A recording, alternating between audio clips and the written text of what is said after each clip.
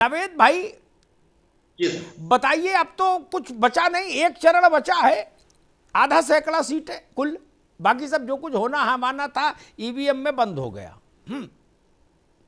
अभी तक का तखमीना क्या है, अभी तक का आंकड़ा क्या है जो आपको समझ में आ रहा है कि 202 किसके बटुए में, किसके खाते में? देखिए, सबसे पहले तो मैं आपको इस बात की बधाई दूंगा कि आपकी जो एक तीसरी आंख है, जो आपकी पत्रकारिता की ताकत है, आपने अमित शाह के मंच की डाइस की वो लाइन पकड़ ली जिसके पीछे सबसे बड़ी खबर छुपी हुई है, यानी रोजगार की बात। ये अच्छी बात है कि उत्तर प्रदेश में रोजगार की बात हो रही है।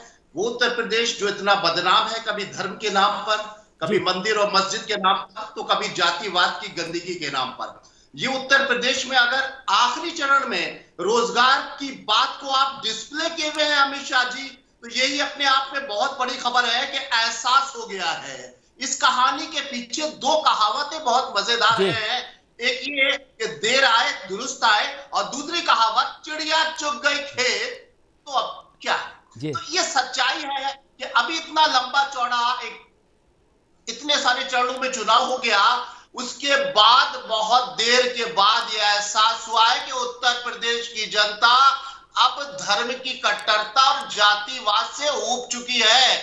वो किसी भी तरह उस जाल में नहीं फंस रही है, वो उस बहकावे में नहीं आ रही है, वो धर्म के इमोशन में नहीं फंस रही है, वो जाति की बिसात में नहीं फंस रही है। इस एहसास ने आखिरी चरण में रोजगार की बात कहलवा दी, रोजगार को डिस्प्ले यानी एक चस्पा करवा दिया। तो ये अपने आप में ये कहानी ये कह रही है कि जितने भी राजनीतिक दल लड़ाई में है वो दिशाहीन तरीके से चले। अब्बा जान से शुरू हुआ जिन्नात 80 90 100 दुनिया भर के जो नाटक होते रहे, अब उनको पता चला कि हमारे उत्तर प्रदेश की जनता इस बात को स्वीकार नहीं कर रही है, और दोनों ही घबराए हुए हैं। भले बड़ी बड़ी बातें करें, जो एक बाइपोलर चुनाव हो रहा है, समाजवादी पार्टी और बीजेपी के बीच एक टक्कर कही जा रही है, मुझे लगता है कि दोनों के अंदर इस बात की घबराहट है कि उनको खुद इस बात का एहसास है कि कोई भी बहुमत नहीं ला पा रहा है, इसलिए इनके मुद्दे दिग्भ्रमित होते जा रहे हैं, इनके दिशाहीन होते चले जा रहे हैं। ये कभी अखिलेश यादव धुएं की बात करते हैं, कभी योगी 80-90 की बात करते हैं, तो ये सारी बातें उससे साबित हो गया है। ठीक है नवेद भाई, आएंगे दोबारा में आता है आपके पास, आपने बड़ी अच्छी व्याख्या की और बाकी बातें नावेद भाई ने कही। उस स्टिकर पर मैं उस पर एक थोड़ा सा फिर से उस पर एम्फेसिस करूंगा, फिर बीजेपी के पास चलूंगा।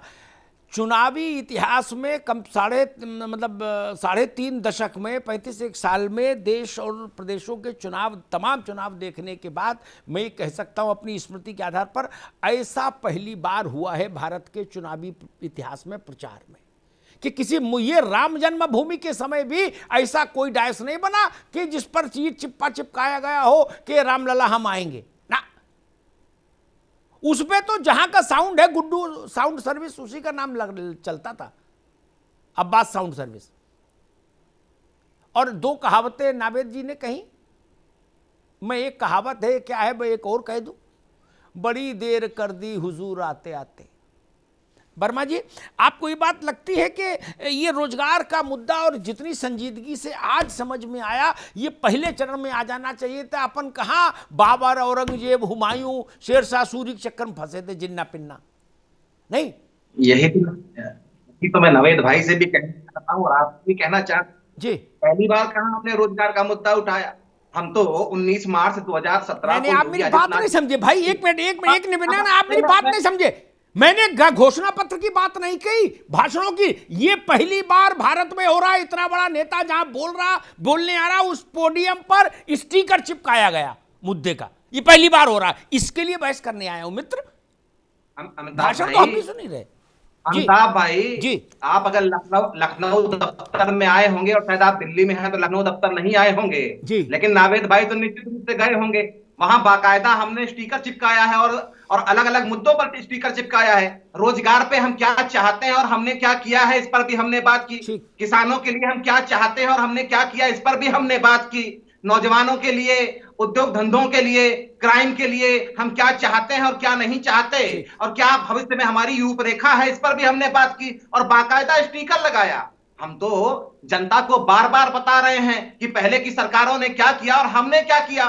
भाई योगी आदित्यनाथ जी से जो मैं आपसे कह रहा था, 19 मार्च 2017 को शपथ ली, 100 दिन, 1 साल, 2 साल, 3 साल, 4 साल, 5 साल लगातार प्रेस कॉन्फ्रेंस में आए और उन्होंने कहा कि हम जिन मकसद को लेकर के चले हमने क्या कुछ किया क्या नहीं किया। आज नावे शिको जी शायद सुन रहे हो कि कहीं रोजगार की बात हो, हम तो लगातार रोजगार की बात कर रहे हैं। क्या हमने किया, क्या हमने दिया, क्या हम नहीं कर पाए, इस पर भी हम बात कर रहे हैं। पिछले 10 सालों में किस तरीके के हालात थे और पिछले 5 सालों में किस तरीके का उत्तर प्रदेश के हालात बदले हैं, ये भी हम बात कर रहे हैं। हम तो बाकायदा आंकड़ा देकर के बात कर रहे हैं ना। आप नौकरियों की बात कर रहे हैं, नौकरियां हमने बार बार चीख करके, मुझे लगता है कि मुख्यमंत्री जी से लेकर के आदरणीय प्रधानमंत्री जी तक और हमसे हमारे बीच में जो भी प्रवक्ता आपके साथ बैठा होगा उसने बार बार आपसे कहा होगा कि हमने सरकारी क्षेत्र में 5 लाख नौकरियां भैया, और साथ में ये भी बताया होगा कि समाजवादी पार्टी और बसपा ने क्या किसी नौकरी सरकारी क्षेत्र में दी। ठीक है, किसी ने नौकरी नहीं दी, आपने दी, अच्छी बात है। मैं एक निवेदन करूं, भाजपा सपा लड़ रहे हैं चुनाव, उनका बीपी बढ़ना स्वाभाविक है। आखिरी युद्ध में आते आते थकान भी हावी हो जाती है, थोड़ा वो एंजाइटी भी बढ़ जाती है। तो मैं सब मेरे मित्र लोग हैं ना, ये 7 के बाद मिलेंगे मुझे तो बड़े प्यारे लोग हैं सब, लेकिन 7 तक तो भाई झंझट है ही। ठीक, भाई उत्साहित हैं हम लोग। रुको बाबू, रुको ना, अरे रुको ना बाबू, रुको। एक बात और कहूं, सरकारें गलती कहां करती, मेरा काम है वो बताना। बाकी अच्छी अच्छी बातें बताने के लिए देश में और चैनल बहुत है, और बाकी प्रवक्ता खुद ही हैं, नहीं तो चैनल भी हैं आपकी मदद के लिए, सब लोग बताते हैं आपके पक्ष में जो भी जिसको जो समझ में आता। मैं उस प्रजाति का आदमी नहीं। अभिषेक वाजपेयी जी, 2 बातें, आपकी पार्टी को, अखिलेश यादव को शायद ये पहले समझ आ गया कि ये चुनाव जो है इसमें सबसे ज़्यादा परिणाम देने वाला रास्ता यही हो सकता है, इस रास्ते पे गाड़ी उतार दो। ठीक, तो उन्होंने वो नाम याद कर लिए जो एमएलए को भी याद नहीं होते, क्या जिलाध्यक्ष स्तर के आदमी को भी याद नहीं होते, मुझे छोड़ के क्या पत्रकारों को भी याद नहीं होते थे।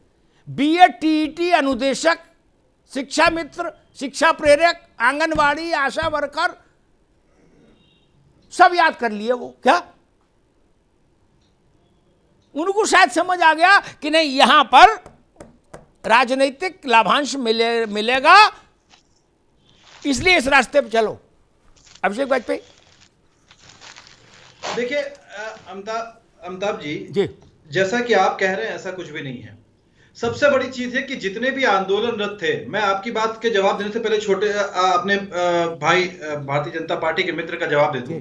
देखिए, इस स्टिकर का पोल ऐसे खुल रहा है, आप समझ सकते हैं कि बिना भेदभाव, जो टाइटल दिया हुआ है उसमें, तो आप समझ सकते हैं जिस समय कोरोना काल में लाखों लोगों ने अपने परिवारों के सदस्यों को खोया था, तो उस समय इनके शिक्षा मंत्री ने अपने ही परिवार के भाई का झूठा सर्टिफिकेट बनवा करके उसको नौकरी देने का काम कर रहे थे। ये इसका पहला उदाहरण है। दूसरी चीज, भारतीय रोजगार। तो भारतीय रोजगार की आप समझ सकते हैं, अगर इन्होंने बात कर रहे हो तो चुनाव के प्रथम दिन से लेकर के अब तक बात कर रहे होते।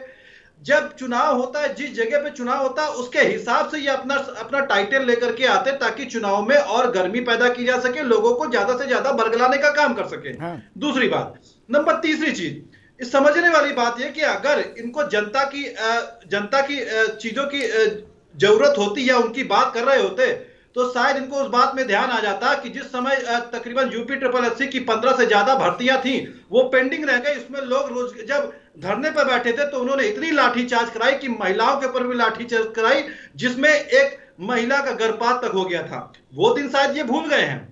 ये कौन सी जनता के मुद्दों की बात करते हैं, बड़े बड़े पोस्टरों की बात करते हैं। मुझे नहीं लगता कि शायद लोकतंत्र की इतनी बड़ी कभी हत्या हुई हो कि जिस समय वोटिंग पड़नी हो तो भारतीय जनता पार्टी अपने बैनर छपवा करके पेपरों में बाकायदा एडवर्टीजमेंट निकलवाता है।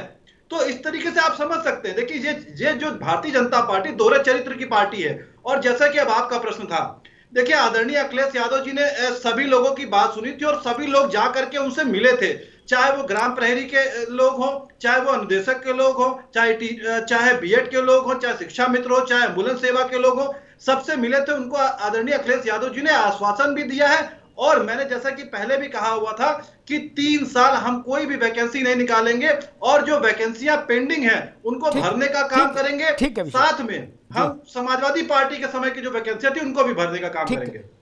उत्तर प्रदेश इतना दुर्भाग्यशाली प्रदेश है, देश का इकलौता इतना दुर्भाग्यशाली प्रदेश है जिसमें सारे नेता युवाओं के लिए रात रात भर जग रहे हैं। हर पार्टी के रोटी भी नहीं खा रहे, युवाओं की चिंता में दुबले हो गए। लेकिन भर्ती 2010 की भी पेंडिंग चल रही।